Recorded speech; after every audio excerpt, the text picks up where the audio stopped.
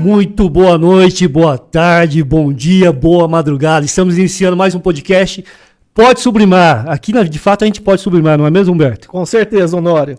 Nessa mesa a gente pode sublimar. É mais uma noite ou dia, depende do horário de vocês estiverem assistindo, que a gente tem convidados que para nós é muito especial. E mais uma vez, Leonora, a gente é honrado com presenças de pessoas incríveis. Olha, o público do Pode Sublimar, vocês nem imaginam hoje, hein? Um podcast mais esperado do ano com os caras que a gente admira muito. Café e... Maçonaria. Café e maçonaria. E hoje nós vamos ver os mistérios que estão por trás dessa segredos. Ordem. É uma ordem secreta? Será, Humberto? Deve ter muito segredo, hein? Eu quero saber alguns segredos. E os que não podem ser falados, hoje serão falados também. Agradeço, então, aqui a dupla de hosters do podcast Café e Maçonaria. Jean Carlos, muito bem-vindo, obrigado. Léo, bem-vindo mais uma vez. Obrigado. Faça as honras. Obrigado, gente, pelo convite. A gente também acompanha o Pode Sublimar aí, tem assuntos muito interessantes. Já vimos de diversos assuntos e a gente gosta dessa diversidade, né? Então, obrigado pelo convite e estamos muito felizes de estar aqui com vocês hoje. Exatamente. Feliz também esse banquete aqui recebido, né? É impressionante. Já começamos muito bem. E eu sempre admirava isso quando eu assistia o podcast de vocês. Falava, caramba, quanta coisa tem na mesa. Esse pessoal come e bebe. É de verdade? Eu pensei que era cenário. Minha esposa vai dar bloco em mim de novo. Você coloca muita coisa, cara. Ó, hoje a gente já vai começar querendo saber um pouquinho mais sobre o café e maçonaria. Como que surgiu essa ideia, né, esse nome Café e Maçonaria? Essa é a ideia do Léo. Conta aí, Léo. Como é que... Tava justamente no bate-papo em casa, com o Jean em casa, como sempre conversando, batendo papo de maçonaria. E aí a ideia, o Jean já tinha essa ideia antes, a gente falou, por que não falar a respeito de maçonaria, levar para um público, desmistificar muitos assuntos, né? E a partir daí, tomando de fato um café, falamos, acho que café e maçonaria tem tudo a ver. Acho que pode, vamos criar essa ideia, vamos colocar na prática e virou o podcast. Ia ser café e uísque, mas a gente achou que não ia pegar bem. Então... Pensando no café e maçonaria, a gente trouxe um presente para começar aqui, não, Humberto? Opa, é um presente... E vocês poderão usar sempre, inclusive tomando café. Olha aí. Léo, que legal. Muito obrigado. Obrigado. Faça bom uso. Vamos abrir aqui. Vamos ver. Eu tô curioso, Honório, para saber, né, se teve uma data, se teve algum evento em particular no Brasil que trouxe a maçonaria. Como é que será que a maçonaria chegou aqui? Foi com o Pedro Álvares Cabral? O primeiro europeu que veio aqui? Que dizem que foi o primeiro europeu? Não sei. Eu queria saber se teve alguma data, assim. O que você acha, Honório? Será que tem? Vamos ficar sabendo hoje, hein? Muita coisa aí, muitas novidades. Ó. Olha aí. Aqui, ó, isso daí vocês podem tomar o café, o café. Só que também, ó. Só que também hoje, como é cerveja, pode colocar uma cervejinha dentro, igual eu antecipei, já coloquei aqui na taça, mas muito obrigado. Aí, ó. Valeu, vamos usar lá no Café e Maçonaria, nós vamos usar. Show.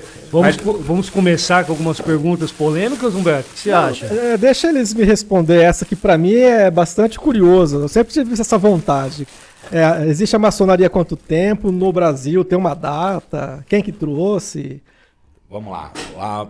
A maçonaria, ela surge na Idade Média com os construtores, né? Com os pedreiros mesmo. Eles se juntavam em confrarias e a partir daí começaram a trabalhar sempre utilizando esse formato de ensinar aos outros, aos aprendizes e tal, e sempre mantendo um sigilo a respeito da profissão, porque a profissão era muito importante e o segredo da profissão tinha que ser mantido em sigilo.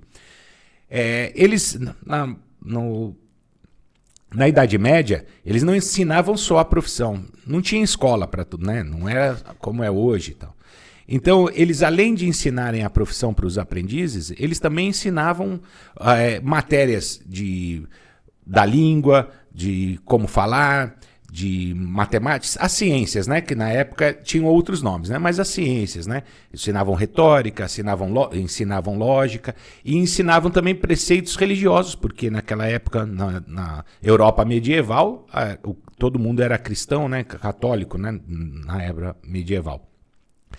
Então ele surge aí como uma escola não só de ensinar a profissão, mas também ensinando aos aprendizes várias matérias. Isso mais para frente, já depois da Idade Média, já na Idade Moderna, 1717 ou 1721, tem uma a gente não sabe exatamente, quer dizer, a gente sabe que é 1721, mas a data oficial é 1717. Criam o que a gente chama de maçonaria moderna, que é a maçonaria especulativa.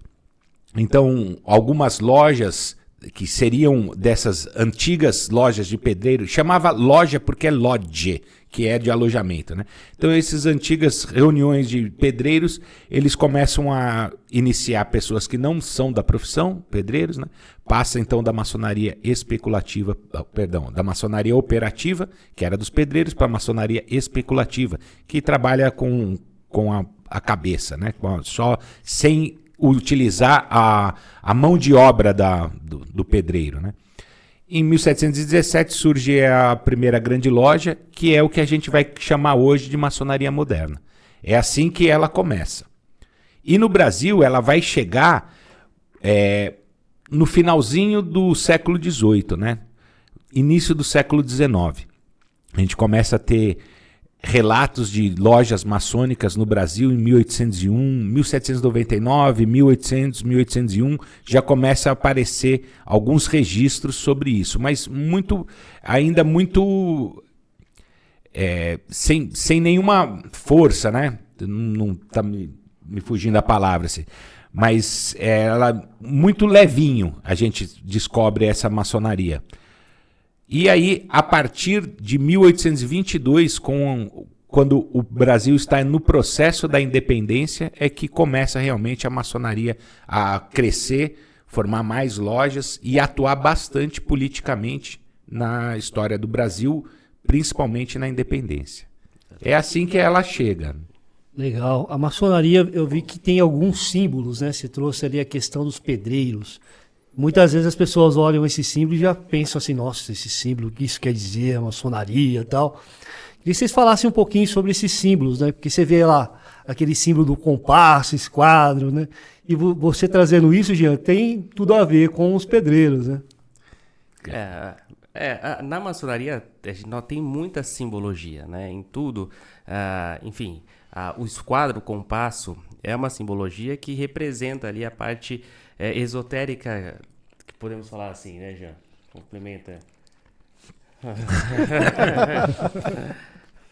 Assim, a maçonaria, ela tem um método de ensino. O método de ensino dela é através dos símbolos. Então, a maçonaria ensina através de vários símbolos e utiliza símbolos relacionados aos pedreiros, à construção, que é da onde partiu, da onde ela se iniciou, né? A maçonaria operativa. Então, quando você vê um símbolo lá do esquadro e o compasso, ele tem um significado. O esquadro mostra a retidão, porque, né, com o esquadro você traça ângulos retos. Então é a retidão do caráter, das suas ações. O compasso, ele delimita um círculo, dizendo que, como se fosse as regras do jogo. A gente costuma hoje em dia falar as 4 linhas do campo. É a mesma coisa do círculo. Se está dentro do círculo, está correto. Fora do círculo é o que não está correto. Então, existem várias formas, inclusive, de você entender os símbolos. Os símbolos têm essa propriedade, né? Eles podem ser compreendidos de várias formas. Não existe uma única legenda para aquele símbolo. Aquele símbolo significa tal coisa. Você pode encontrar diversas explicações para cada um dos símbolos. Então você vai ver a trolha, a colher de pedreiro na simbologia da maçonaria. Você vai régua, a pedra que é usada para construção. Por isso tem tantos símbolos, né? Eles são utilizados para ensinar uma moral. Então, o que significa a pedra, por exemplo, né? A gente sempre fala, o aprendiz, ele representa a pedra bruta. O que é uma pedra bruta? É uma pedra sem lapidação. Isso é muito comum. As pessoas têm uma visão, né, diferente, fala, a maçonaria é cheia de símbolos, mas se você pensar, a gente usa a mesma simbologia fora da maçonaria. Quando a gente fala que não, a criança é uma pedra bruta, ainda vai ser lapidada, né? Vai se transformar num homem, é exatamente isso. O aprendiz representando a pedra bruta é exatamente isso. Um homem que ainda não está lapidado. É mais ou menos isso. Então, existem N símbolos que foram utilizados desde o início, perderam o seu uso. Símbolos que foram utilizados já depois da era moderna, né? Então tem muito símbolo, e a maçonaria, uma coisa interessante de explicar, é que a maçonaria ela não é uma só. O propósito da maçonaria no mundo inteiro é a mesma, é a construção social, né? Mas a maçonaria é plural. Existem diversas maçonarias. Então existem maçonarias que costumam utilizar símbolos que outras maçonarias não utilizam, depende da região. Na Inglaterra você vai encontrar símbolos, a maioria é tudo igual, mas alguns símbolos lá que nós não utilizamos, ou símbolos que nós utilizamos que eles não utilizam, por causa dessa pluralidade na maçonaria. O esquadro e o compasso acaba sendo universal, né? Isso é para todos, né? O esquadro, o compasso, você vai encontrar. Agora, também a maçonaria, como ela é dividida em graus, também tem o significado de cada símbolo de acordo com o grau. Tem símbolo que só é usado em um grau e não é usado no outro. Também tem isso. E quais são esses graus, esses principais graus da maçonaria? Nós dividimos em dois, na verdade, né? Tem os graus simbólicos e os graus superiores, ou filosóficos, né? Os graus simbólicos hoje é do grau 1 ao grau 3, que é o aprendiz, companheiro e mestre, e os graus superiores são os filosóficos, né? Que aí depende do rito que é praticado. Alguns chegam até o grau 9, como o rito moderno, por exemplo, outros, como o rito escocês antigo aceito, enfim, a Doriramita tem os ritos filosóficos até o grau 33. E aí é um passo, é a continuação de uma história, de uma lenda, justamente isso, para aprimorar, para o autoconhecimento do maçom. Mas basicamente, a maçonaria que a gente vê, que as pessoas conhecem mesmo, é a maçonaria simbólica, que é do grau 1 ao 3. Aprendiz é o grau 1, companheiro grau 2 e o mestre grau 3. O resto é como se fosse... Eu não sei se eu vou fazer uma comparação muito exata, mas é como se fosse uma pós-graduação. Então, a maçonaria seria a faculdade e os graus superiores uma pós-graduação, um mestrado, doutorado, alguma coisa assim. Então, o que todo mundo faz é do grau 1 ao 3, aprendiz, companheiro e mestre. Os outros graus superiores depende se o irmão quer realmente continuar no estudo, se aprofundar, porque cada um tem um escopo, cada grau desse vai ter um escopo, né? Se ele pretende se aprofundar nisso ou não. Se não, ele se torna mestre maçom e ele tá... É o ápice da maçonaria, na verdade, é o mestre maçom. Aí tem os complementos. Esse pessoal fala, não, fulano é grau 33 e tal. Numa loja simbólica, aquela loja que as pessoas costumam ver, né, lá na cidade, tem lá um templo com o símbolo do esquadro e aí é a maçonaria. Aquela maçonaria, a maçonaria simbólica, ali é do grau 1 ao 3. Pode ser que tenham graus superiores sendo trabalhados lá, mas aquele templo foi construído por uma loja simbólica. Eu achei interessante quando vocês estavam explicando, você falou várias vezes o aprendiz, até você associou uma criança. Aí agora você explicou que o aprendiz ele é uma fase, é um estágio. Isso. Tem um tempo mínimo, tempo máximo, ou esse modelo de tempo, você falou que em 3 graus, né? 1, 2 e 3, cada grau desse tem um nome. Aprendiz, companheiro e mestre. Isso. Tem um tempo para estudar ali, igual a faculdade, tipo assim, graduação 4 anos, mestrado mais 2 anos. Tem. Como eu falei antes, a maçonaria é muito plural. Existem várias maçonarias e você tem que ver qual é a metodologia que a gente chama de potência, né? As regras que aquela potência se utiliza. Então, por exemplo, o Grande Oriente do Brasil, que é o mais antigo aqui no Brasil, eles têm um interstício mínimo de 1 ano para o aprendiz. Então, o homem, quando ele é iniciado na maçonaria, ele se torna um aprendiz maçom. Tem um interstício mínimo, que é de 1 ano. Ele vai permanecer 1 ano recebendo instruções e tal, aprendendo mesmo, né, as regras e tal, durante um ano. A partir de um ano, ele pode ser elevado ao grau de companheiro. Mas não é obrigatoriamente um ano, não é igual a faculdade. Acabou o ano, você está no segundo ano. Não é assim. Pode levar mais tempo. Depende, inclusive, da própria pessoa, né? Se o aprendiz se desenvolveu bem, se ele, né, buscou mais e tal, foi mais assíduo, aí dentro de um ano, terminando um ano, ele vai ser elevado. Agora, às vezes o irmão não conseguiu, por causa do trabalho, não pôde participar de muitas reuniões e tal, não se desenvolveu totalmente, então ele vai ficar mais do que um ano. Na nossa loja tem que preencher alguns requisitos, né? Tem que apresentar determinados números de trabalhos, tem que ter o percentual mínimo de frequência. Então, por isso que às vezes esse um ano não é exatamente um ano, né? Mas, via de regra, assim, um ano aprendiz, 6 meses companheiro e posteriormente mestre maçom. É que na maioria das potências, né? Depois eu explico melhor o que é potência, o pessoal não entende direito. Mas na maioria das potências, a regra é um interstício mínimo. Mínimo 1 ano.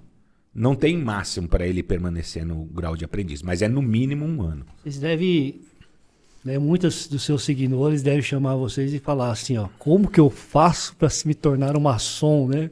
Provavelmente as redes sociais de vocês devem ser cheias dessas perguntas. Como que é que funciona? O que a gente tem que tomar cuidado, principalmente na internet, que hoje a gente vê bastante coisa. Eu mesmo já vi muita coisa, né? Muita gente convidando, falando de se inscrever através da internet, né? Aquele convite, né? Como que funciona isso? Então, a maçonaria, para ingressar na maçonaria, ela depende de um convite. Um maçom tem que convidar a pessoa. Não existe um lugar onde você se inscreve. Não é igual... né, você vai fazer uma faculdade, aí você vai lá e se inscreve. Não é assim. Ela tem que ser através de convite. Aí eu vou explicar porque também tem umas nuances dentro disso aí. Mas ela só ingressa quem for convidado por um outro maçom. Mas também não quer dizer que você foi convidado que você será aceito. Porque existem regras para você ser aceito na maçonaria. Então, não é porque foi convidado que será aceito.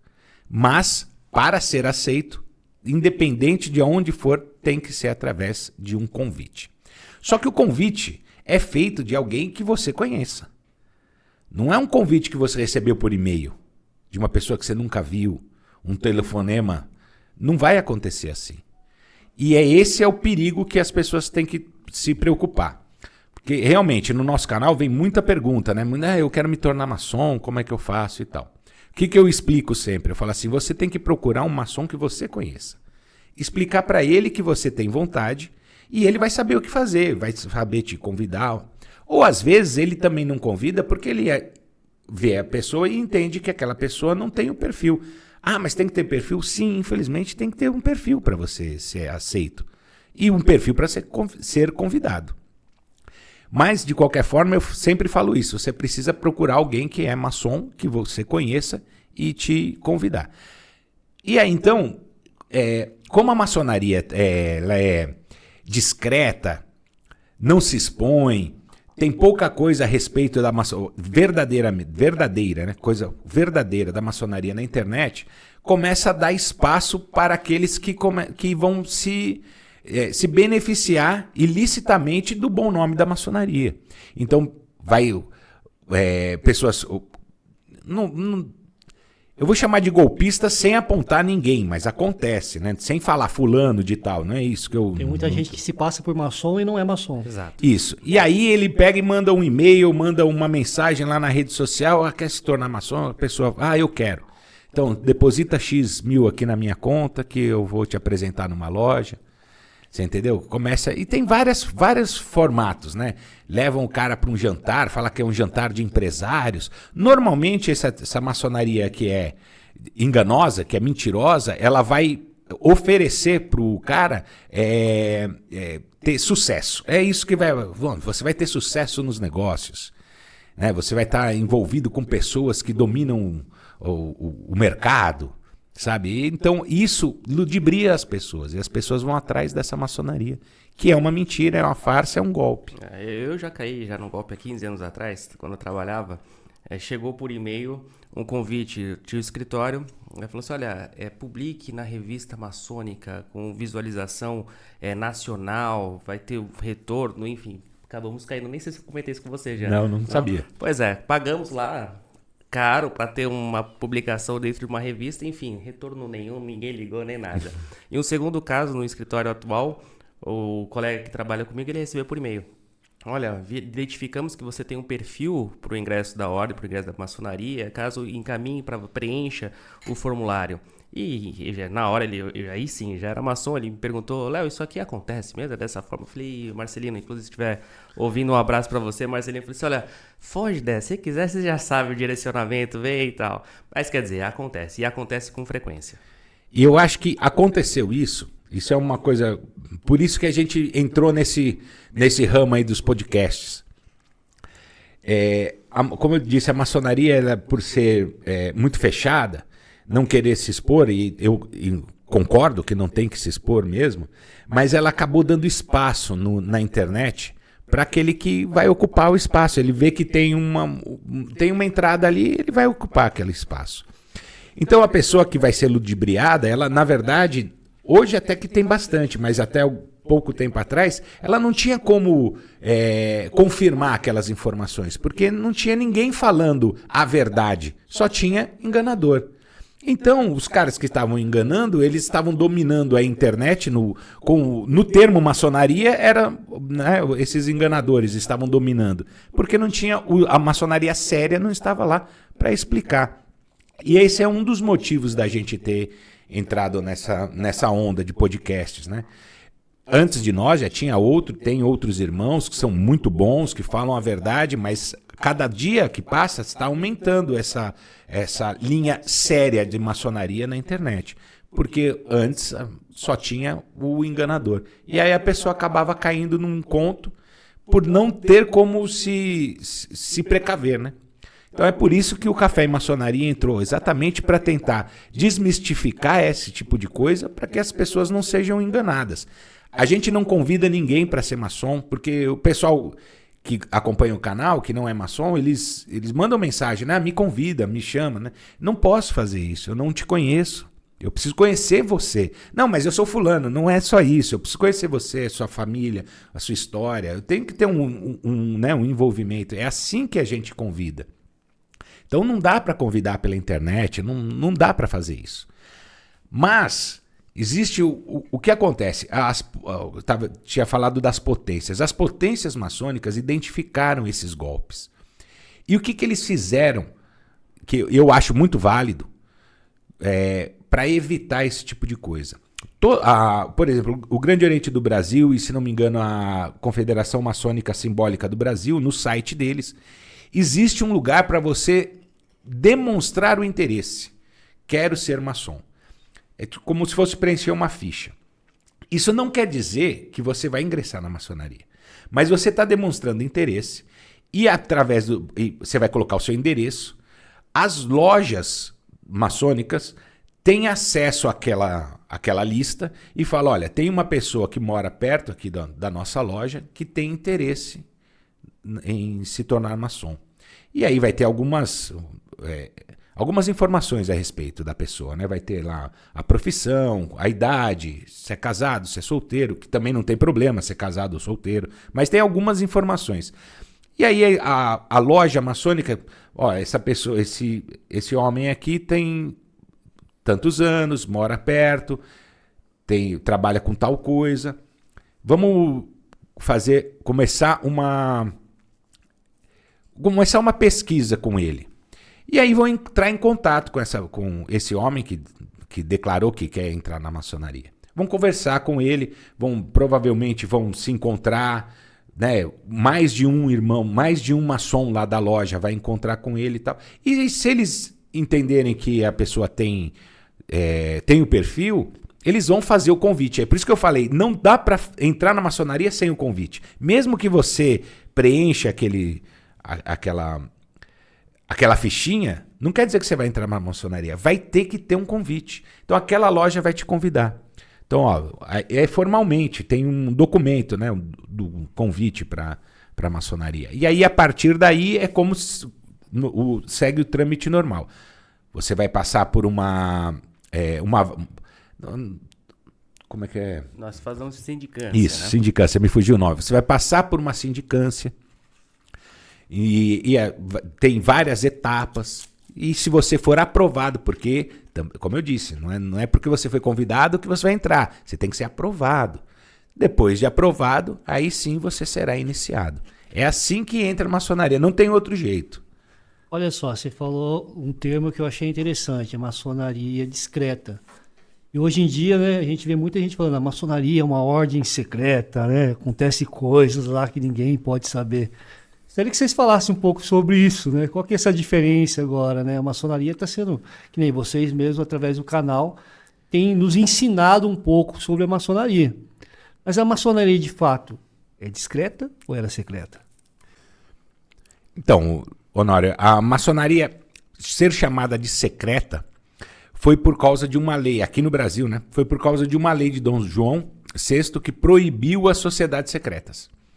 E aí enquadraram a maçonaria em sociedade secreta. Por isso que dizem que é ordem secreta e tal. Por causa da legislação que tinha na época. Mas a maçonaria ela nunca foi secreta.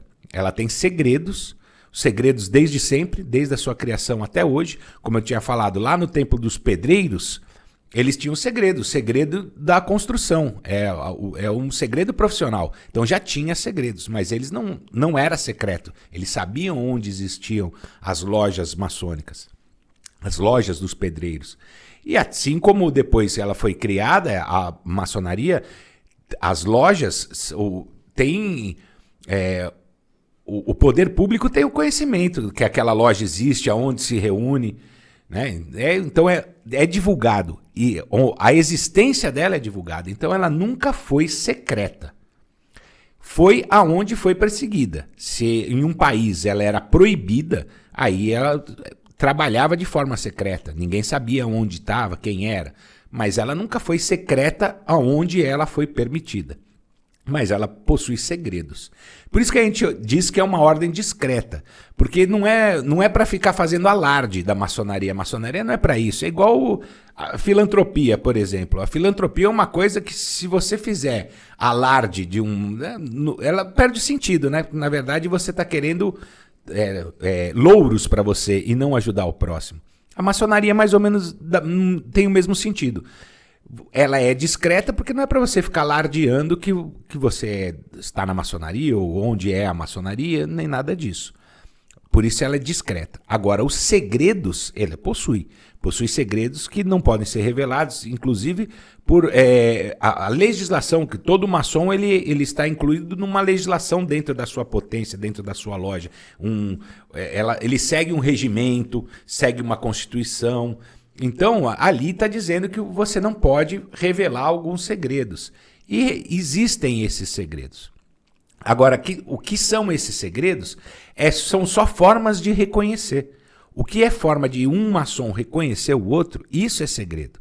Agora, o que a maçonaria estuda, o que a maçonaria trabalha, o que ela faz para a sociedade, isso não é segredo. Então, não tem segredo, não é segredo porque é vergonhoso. Porque tem muita gente que faz essa relação, né? Se eles estão fazendo alguma coisa lá dentro que é segredo, é porque não é uma coisa boa. Né? Eles vão falar isso. Não é o que está fazendo. O que se faz uma loja maçônica? Vai fazer um debate filosófico, um assunto... e é filosófico mesmo, porque não vai discutir política nem religião, porque não pode. Essa é uma das regras, não discutir política ou religião. Então vai discutir assuntos filosóficos mesmo, o que você acha que é moral? Cada um vai dar seu exemplo, ou eu vou aprender com aquele irmão tem um entendimento a respeito desse assunto, eu vou aprender e vou crescer, né? Vou transformar o meu conhecimento, aumentando o conhecimento, e eu vou agir melhor na sociedade. Esse é o intuito da maçonaria, essa é a finalidade. Então, secreta ela não é. Mas ela tem segredos e ela é discreta. para nós que é aqui do senso comum, né, do povão, né, sempre aprendemos que é mesmo secreto, escondido, que tem como você mesmo deu de exemplo, né, Jean? Se é escondido, se ninguém deve saber, é porque tem alguma coisa esquisita ali. Mas assim, fazendo essa introdução, já pegando o seu gancho, como assim, por vocês ter se colocado publicamente num podcast, né, como apresentadores, de antemão, mais uma vez, parabéns pelo podcast de vocês, é um grande sucesso. Socialmente, mudou alguma coisa por pessoas que não sabiam que vocês eram maçons, de repente assiste vocês falando de maçonaria, se posicionando? Eu penso que é uma coisa muito tradicional, você disse que é fechado, tem lá, né? Não é algo acessível e aberto.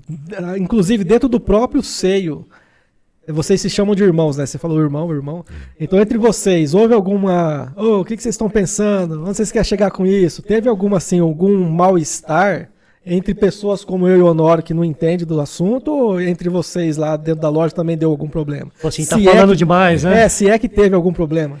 Na nossa loja não teve, né? A gente, assim, tem pessoas que nos assistem e tal, e alguns falam que, inclusive, são maçons, e aí acaba, assim, falando para nós, puxa, mas se incomodando pelas informações que nós passamos no podcast, né? Mas é como o Jean comentou, os únicos segredos, e de fato que não pode ter exposição, e que nós não falamos e nem falaremos, são justamente os reconhecimentos, né, que existe dentro da maçonaria. Mas todo o restante, toda a parte histórica, toda a simbologia, toda a parte esotérica, isso pode ser sim falado. E a gente fala até, complementando do Jean, por que é discreta, né? Porque hoje você basta ir em qualquer livraria, você verifica estantes, livros e livros maçônicos, enfim, até estantes virtuais existem também, então quer dizer, de fato tem essa publicidade. Na nossa loja, como eu falei, não teve nada contra, muito pelo contrário, os irmãos nos apoiam, até mandar um abraço para todos da UHF, e a grande maioria nos apoia e gosta bastante do assunto. Olha, de pessoas fora da maçonaria, de pessoas de minha relação de fora da maçonaria, não teve impacto porque todo mundo sempre soube que eu sou maçom. Eu tenho muito orgulho de ser maçom, não que eu fico alardeando, mas quem vive próximo de mim sabe que eu sou maçom, então não houve esse problema, não teve nada disso. E dos maçons que são próximos, normalmente eles apoiam, né, nos elogiam e tudo. Mas nas redes sociais tem muitos maçons que desce a lenha na gente, né? E não é pouco não, né? Tem bastante, tem bastante. Mas aí é assim, eu entendo que é um problema mais com eles do que com nós, sabe? Como o Léo falou, porque o que é que eles reclamam? Eles reclamam que a gente está expondo.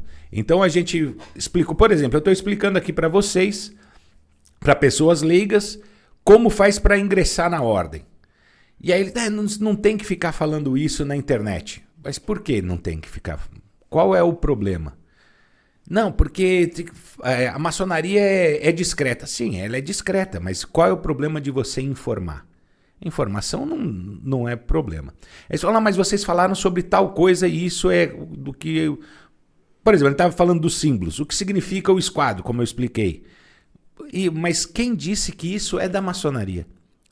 A maçonaria utiliza, mas outras ordens, outras filosofias utilizam as mesmas explicações para a simbologia. Então também não é uma coisa que é só da maçonaria. E as informações que a gente passa, como o Léo falou, a gente não revela os segredos, o que realmente é segredo, nós não vamos revelar. Agora, todas as outras informações, elas estão disponíveis ao público.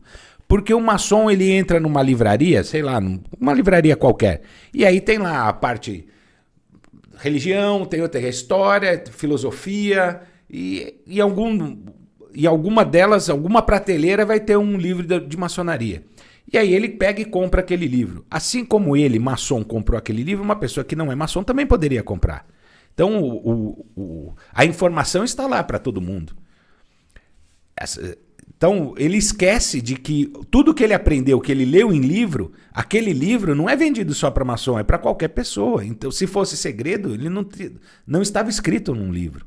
Então, o que a gente informa são informações que o público todo pode ter. Agora, mas eles não sabem disso. Eles não sabem porque eles não foram procurar. Eu quero saber sobre o Egito Antigo. Eu nunca fui procurar, então eu não sei. Mas se eu for, tem algum segredo? Não tem segredo.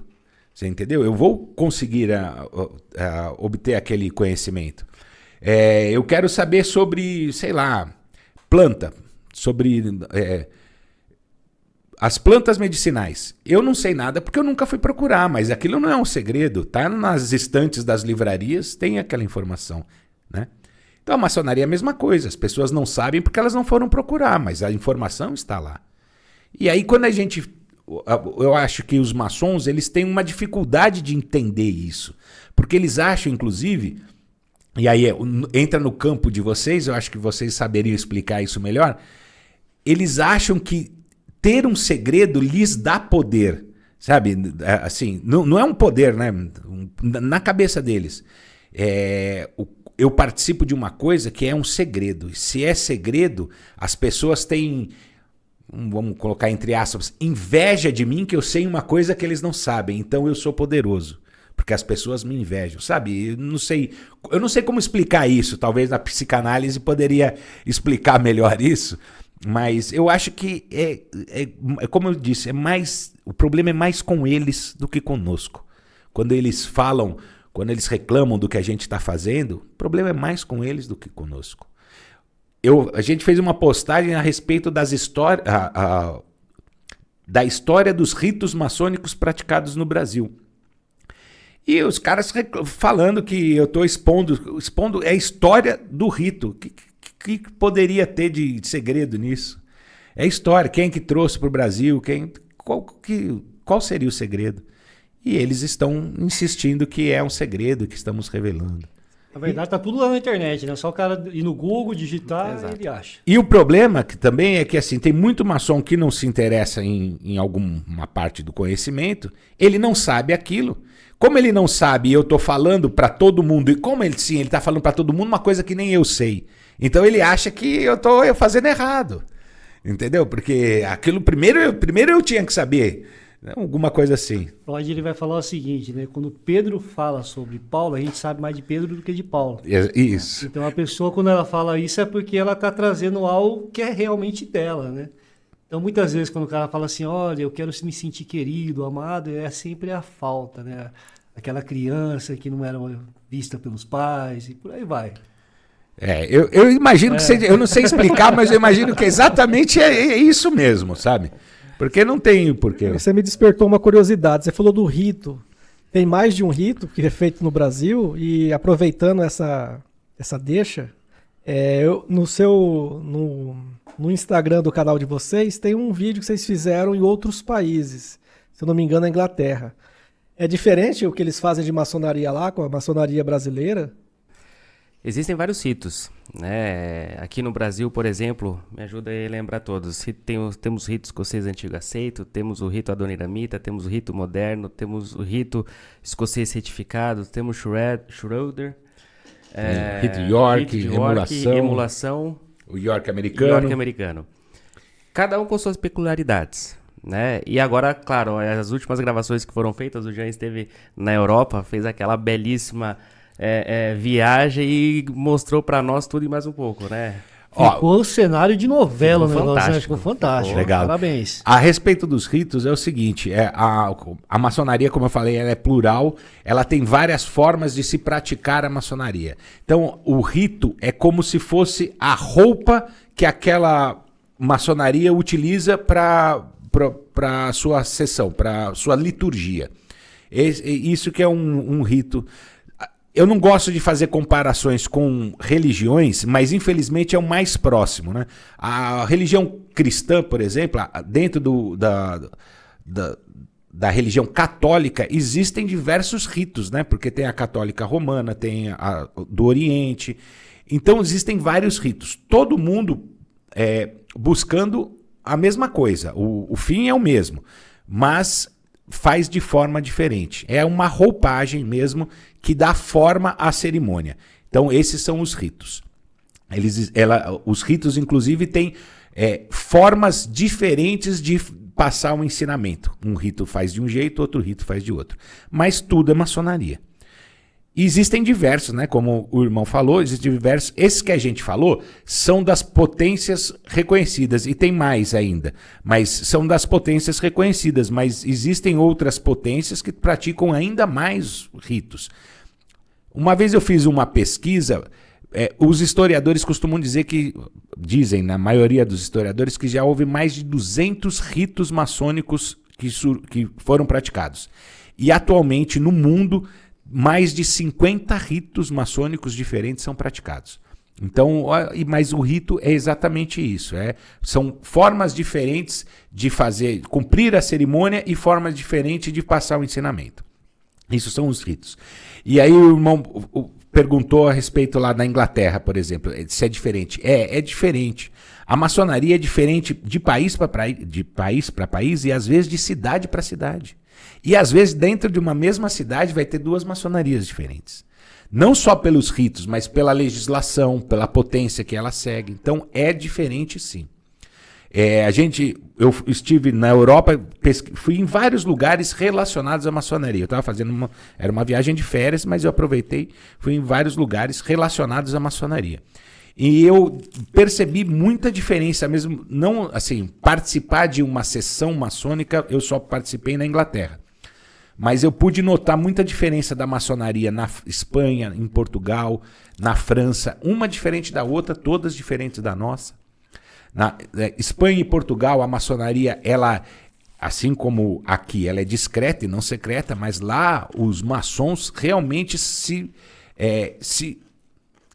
não sei se é a palavra certa, mas eles se escondem, porque a maçonaria ainda é muito mal vista na sociedade, por causa do passado, das perseguições,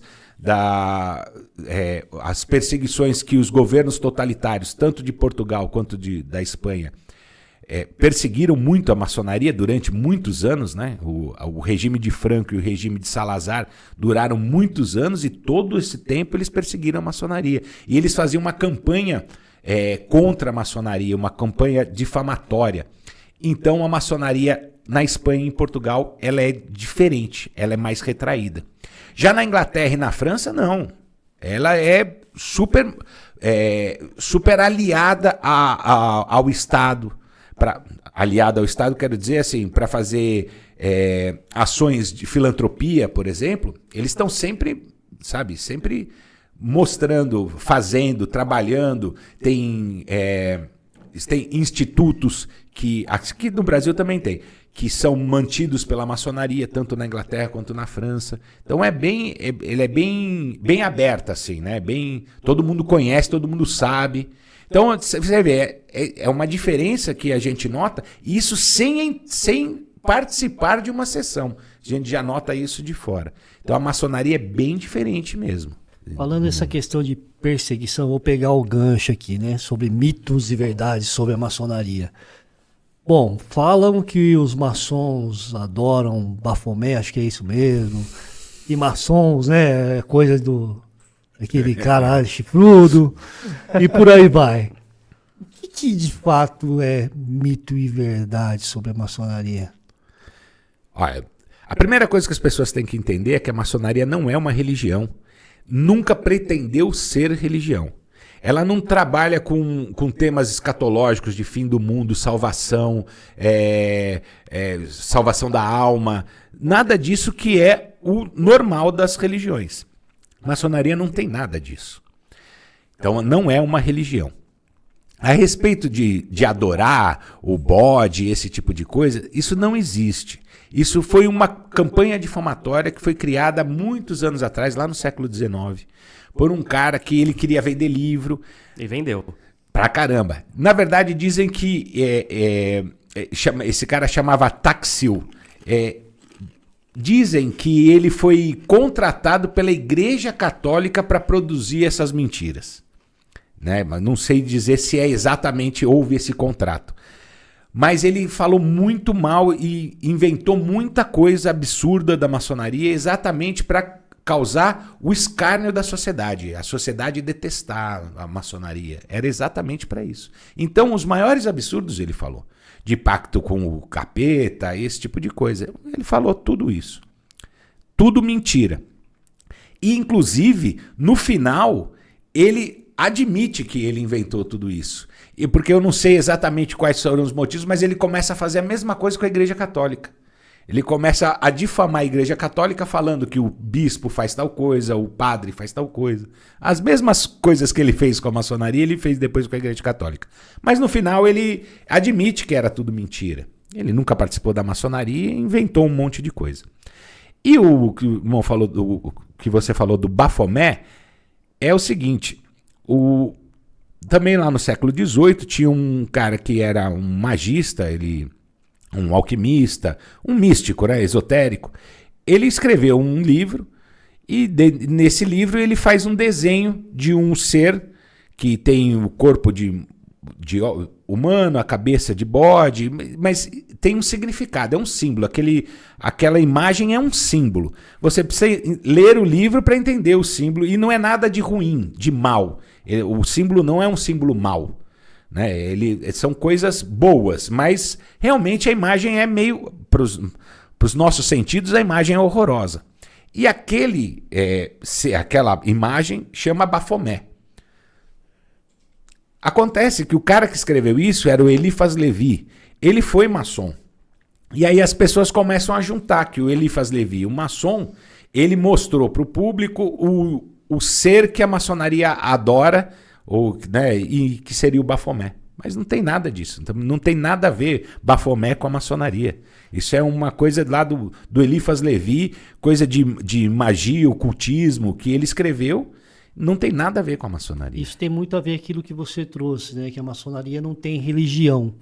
Então pode ter um maçom que seja evangélico, católico, budista, né, ocultista e por aí vai. Né? De qualquer religião, sem dúvida. Tem uma máxima que diz o seguinte, que para ser maçom ele tem que acreditar em Deus, acreditar num ser supremo. E aí ele dá o nome que ele quiser, né, de acordo com a crença dele. Mas ele tem que acreditar nesse ser superior. Essa é a máxima que dizem. Acontece que também, como a maçonaria é tão plural, que também tem maçonaria que você não precisa acreditar em Deus. Aqui no Brasil, os historiadores estudiosos costumam separar as maçonarias em maçonaria tradicional e maçonaria liberal. A maçonaria tradicional é essa que, para ser maçom, depende da pessoa crer em Deus. Mas na maçonaria liberal existem algumas correntes que não necessariamente precisam ser... Você tem que acreditar num ser supremo. Por exemplo, lá na França, o Grande Oriente da França, que é a potência mais antiga lá na França, ela é desse ramo liberal. A pessoa, o maçom, ele pode ser ateu e ele vai ser iniciado lá.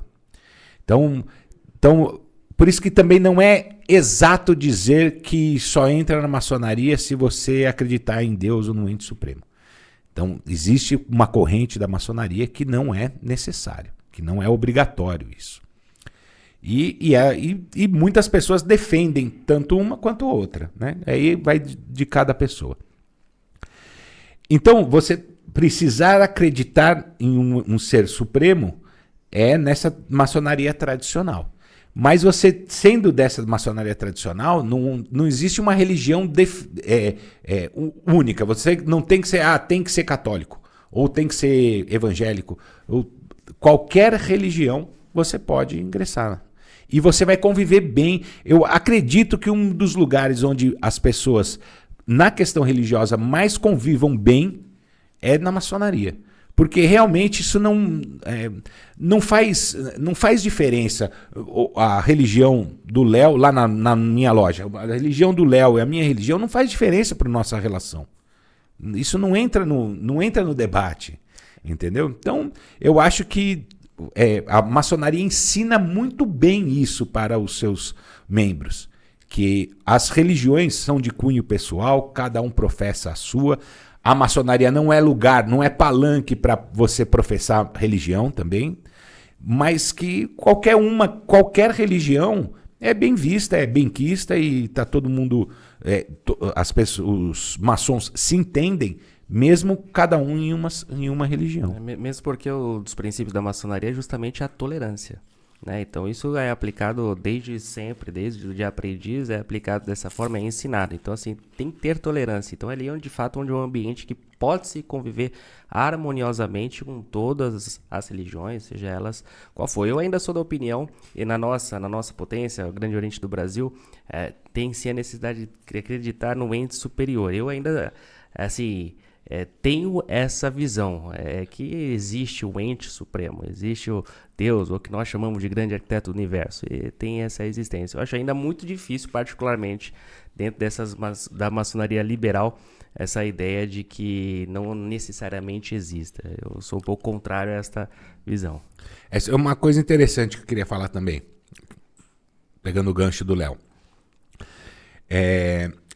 Na maçonaria, se refere a Deus como grande arquiteto do universo, ou supremo arquiteto do universo, depende de onde, de qual rito, esse tipo de coisa. Mas é o grande arquiteto do universo. E tem muita gente que acha que esse grande arquiteto do universo é um Deus diferente, separado, que é o Deus da maçonaria. Assim como o Alá é para o muçulmano, eles acham que o grande arquiteto do universo é o da maçonaria. Não é isso.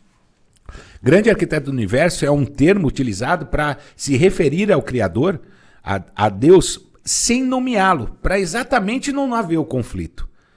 Porque se eu falar que é Alá, aí o que é cristão talvez não se sinta bem. Se eu falar que é Deus, o muçulmano não se sente bem. Se eu falar que é Yahvé, posso estar ferindo a crença de alguém. Então, para que isso não aconteça, a maçonaria chama o ente supremo, o Criador, chama de grande arquiteto do universo. Porque assim não é o nome de nenhum deus das religiões que estão, de algum maçom que pode estar naquela sessão. Tem muito a ver isso que vocês estão falando. Olha, a gente somos de religiões diferentes, mas todos nós somos irmãos, independente da religião. Isso, o fato de nos chamarmos de irmão é exatamente para colocar todo mundo em pé de igualdade numa fraternidade. Né? O tratamento fraternal. Então todos são irmãos, independente da religião, independente da posição política, independente de qualquer coisa. Né? A gente chama de irmão com essa intenção da fraternidade. Exato. E no nosso rito, que é o rito adoniramita, em loja, nós tratamos os irmãos também como amado irmão. Ainda tem essa peculiaridade no rito adoniramita praticado aqui no Brasil, no Grande Oriente do Brasil. Interessante. A gente percebe que vocês têm anos de vivência, de conhecimento, inclusive até fora do Brasil. Você teve a oportunidade de conhecer de perto na Inglaterra. Sem contar, claramente, no caminhar da jornada individual de cada um, né? Eu e o Honório, a gente faz sempre uma pergunta para todos os convidados nossos aqui no Pode Sublimar. Com todo esse caminhar de vocês ao longo da vida, aprendendo, seja dentro da maçonaria ou fora dela, se vocês, cada um vai me dar uma resposta, né? Uma resposta conjunta, de individual. Se vocês pudessem entrar numa máquina do tempo e voltar lá no passado e encontrá-los com 12 anos de idade, depois de ter caminhado tanto, o que vocês diriam para vocês? Um conselho, por exemplo. Quer começar? Olha, se eu pudesse voltar qualquer tempo no passado, eu voltaria em outro momento. Mas para falar comigo, quando eu tivesse 12 anos, olha, eu acho que eu diria, continua, que é isso mesmo. Você vai cair, vai levantar, tudo vai fazer parte do aprendizado, vai amar, vai odiar e deu certo. Vai chegar lá na frente e deu certo. Podia estar mais rico, podia estar mais pobre, mas deu certo. Tem uma boa família, né? Sou feliz. Então continua, faz a mesma coisa que você está fazendo, que vai dar certo. Eu diria isso. Eu seguiria a mesma linha também. voltar no passado, ter essa possibilidade, digamos assim, que a gente já vê essa jornada, mas nada é por um acaso. Tudo eu entendo que a gente tem que viver o presente. E falaria, olha, viva do jeito que está, continue adiante, vai ter os erros, terão os acertos, tudo virá no momento certo de vir, enfim. Eu acredito muito nessa situação, nada é por um acaso. E tudo vale para a experiência, para o seu crescimento. Então siga adiante, terão muita dor de cabeça, você vai perder muitos cabelos, né? Eu só falei, toma cuidado com o seu cabelo. Talvez essa seria a única dica que eu me daria. Mas é isso. Só para complementar, é que eu me sinto muito feliz. A minha vida é boa. Eu sou feliz como eu sou hoje. Então eu não teria nada que mudar. Eu nunca passei por alguma coisa que... um arrependimento muito grande, nem nada disso. Então, por isso, não daria para falar, olha, toma cuidado quando você for fazer faculdade tal, não faça tal faculdade. Nem isso eu falaria. Então, eu me dei bem. Show de bola. Estamos quase chegando no fim, né, Humberto? Puxa vida, né? Eu queria fazer uma pergunta ainda. As mulheres participam também da maçonaria ou é algo muito fechado que é só homem que participa? Maçonaria feminina tem também, né? Tem uma corrente, o Gia pode falar melhor, né? Mas, por exemplo, hoje, na nossa potência, no Grande Oriente do Brasil, ainda não tem o reconhecimento da potência feminina, né? Por exemplo, as nossas sessões, elas são fechadas, elas são para homens. Existem sessões magnas públicas que sim, podem convidar quem não é maçom, desde os filhos, enfim, qualquer pessoa, as mulheres. Mas, enfim, na nossa não, mas já existe essa corrente feminina, assim, né, Jean? A maçonaria tradicional, ela é exclusivamente de homens. Exclusivamente masculina. Mas e como a maçonaria é muito plural, também na outra linha, na linha mais liberal da maçonaria, existe mulheres que são iniciadas na maçonaria. E não é coisa recente, tá? É muito antigo. Na França, na Espanha, em Portugal, em todos os lugares. Na Inglaterra, não. Eu vou falar da Inglaterra. Mas todos esses países que eu visitei, você vai nos museus, documentos de 1800, 1850, muitas mulheres participando da maçonaria, junto com os homens. Então, existe sim um ramo da maçonaria que é feminino. E existe um outro ramo da maçonaria que é misto. Tanto homens quanto mulheres trabalhando juntos na loja. Mas também, como eu falei, existem a que é só feminina. Porque tem a maçonaria que é só feminina, homem não entra. O que acontece é o seguinte, depende da potência que você está afiliado, as potências, elas entre si, elas se reconhecem ou não se reconhecem. Se a potência reconhece a outra, eu posso ir numa loja de um outro maçom que não é da minha potência, porque as nossas potências se reconhecem. As potências tradicionais do Brasil não reconhecem nenhuma potência que tenha maçonaria mista ou feminina, como, por exemplo, o Grande Oriente da França. O Grande Oriente da França é misto. Tem mulher. Só que o Grande Oriente do Brasil, a minha potência, não reconhece o Grande Oriente da França. Então eu não posso visitá-los, trabalhar em loja, e eles não podem nos visitar, junto na mesma loja. Não quer dizer que eu não posso ter uma relação cordial, de amizade com eles, e não é isso. É que a gente não pode fazer parte da mesma organização, né? Não pode trabalhar na loja juntos. É isso. Mas existe maçonaria feminina, sim. Ela ainda é muito incipiente, aqui no Brasil, né? Muito pequena, mas eu vejo muitas postagens de lojas femininas e lojas mistas e está crescendo. Recentemente eu vi uma postagem de uma loja, de uma potência que é mista, que assim, já deve estar com mais de 50 lojas. Então tem também. Então, às vezes as pessoas falam, não, mas aquela mulher disse que ela é maçom. Então é mentira, porque maçom só tem homem. Não, tem maçonaria feminina, sim.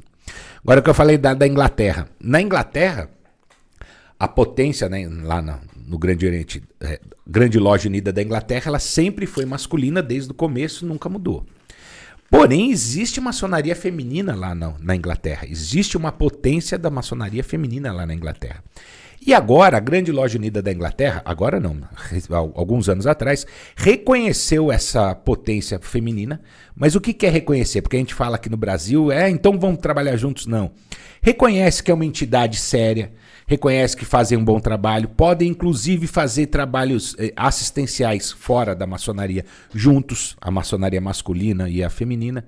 Só que eles não fazem intervisitação, que é o que a gente estava falando de trabalhar juntos na mesma loja. Um é um e o outro é outro. Eles se reconhecem, igual mais ou menos um exemplo meio tosco, vou tentar.